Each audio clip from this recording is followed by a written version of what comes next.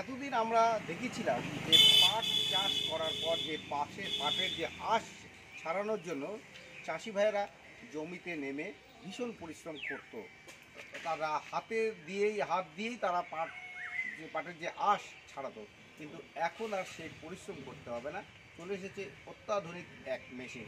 আর যার কারিগর আলতাফ হোসেন, দক্ষিণ দিনাজপুর জেলার আমিনপুর বটতলার বাসিন্দা তিনি।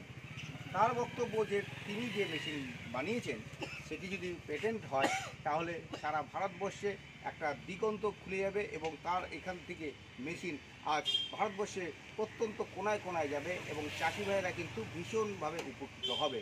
তাই সরকারের কাছে আবেদন যে এই আলতাফ হোসেনের দিকে তাকিয়ে তারা যাতে এগিয়ে আসে এবং এই মেশিন যে কতটা চাষি ভাইদের কাজে লাগবে সে ব্যাপারে সরকারকে উদ্যোগ নেওয়া দরকার। উত্তর দিনাজপুর বা দক্ষিণ দিনাজপুর থেকে তন্ময় চক্রবর্তী, দূরদর্শন সংবাদ।